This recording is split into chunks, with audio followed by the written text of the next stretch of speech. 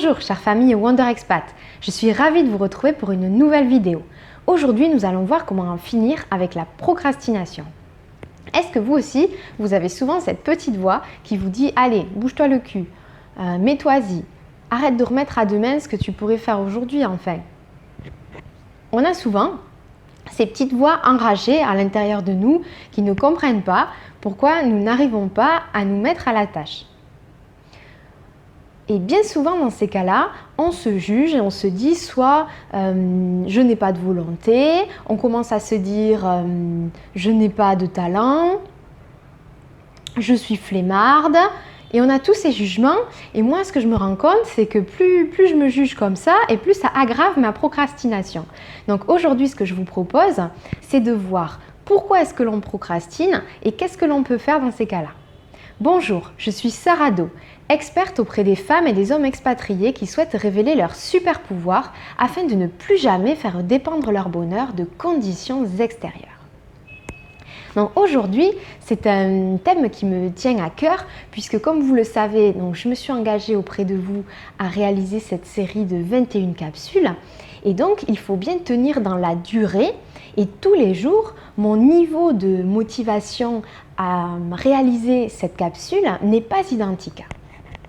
Dès lors, j'aimerais utiliser du coup mon expérience directe pour pouvoir vous expliquer pourquoi est-ce que l'on procrastine. Donc c'est simple, en fait il y a deux cas.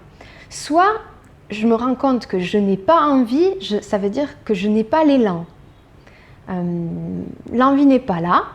Soit je me rends compte que l'envie est là, j'ai l'élan de faire quelque chose, mais je n'en ai pas les moyens. Donc par exemple, soit je n'ai pas le bon niveau d'énergie, soit dans mon cas présentement, comme le voisin est en train de faire les travaux, j'utilise la petite fenêtre du déjeuner pour pouvoir tourner ma vidéo dans le calme. Donc, ou alors, par exemple, si on imagine un peintre, il peut avoir donc l'élan de se lancer et de peindre, mais pas les moyens, pas l'inspiration.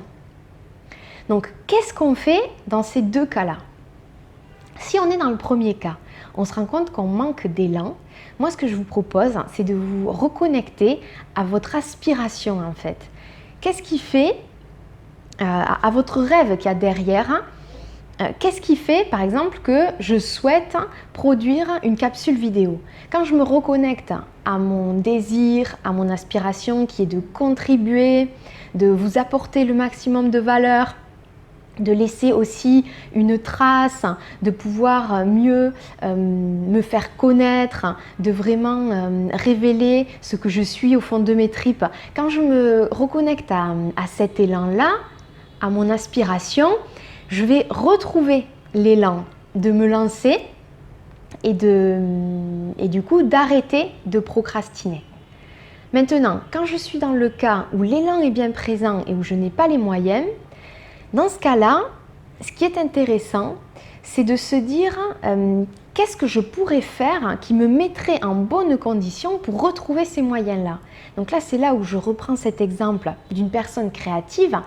Qu'est-ce qui fait que cette personne pourrait retrouver de la créativité? Donc peut-être qu'elle a besoin de se détendre, d'aller marcher, d'aller écouter sa musique préférée, de se cuisiner un bon petit plat, de prendre soin d'elle de manière à retrouver les moyens de pouvoir effectuer cette tâche. Alors vous pouvez essayer aussi d'autres techniques. On a la technique Eat That Frog de Brian Tracy qui lui donc propose de prendre la tâche qui nous rebute le plus et de manger la grenouille. Mais souvent il se peut que en effectuant du coup en début de journée cette tâche que nous redoutons le plus, ça va aider, hein. Pour certains ça va débloquer, mais parfois la grenouille peut être un peu indigeste. On a aussi d'autres techniques, par exemple pour les personnes qui voudraient aller faire du sport, mais donc se dire j'aimerais courir une demi-heure, c'est juste faire un premier pas, enfiler sa tenue et puis finalement se dire je vais courir 5 minutes et puis on se rend compte qu'au bout de 5 minutes on va aller au bout et on va peut-être courir la demi-heure de footing qu'on escomptait. Mais dans tous les cas, je pense que ce qui est vraiment inutile, c'est de venir se juger. Alors bien évidemment, c'est plus facile à dire qu'à faire, parce que quand on a cette petite voix qui nous tape dessus, c'est vraiment pas facile d'arrêter de se juger. Mais dans tous les cas, moi ce que je vous propose, c'est vraiment avec beaucoup de douceur, soit de toujours vous poser cette question, qu'est-ce qui me manque?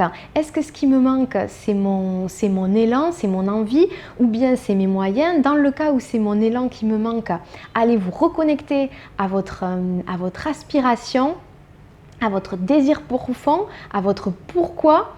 Et si vous êtes dans le cas où ce sont les moyens qui vous manquent, allez davantage finalement voir qu'est-ce que je pourrais faire d'autre qui me redonnerait les moyens de pouvoir effectuer cette tâche.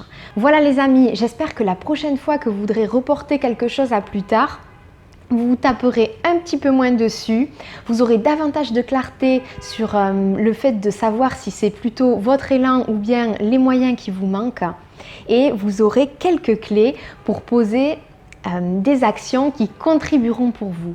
Je vous souhaite une excellente journée et je vous dis à demain pour une nouvelle capsule. Bye les amis!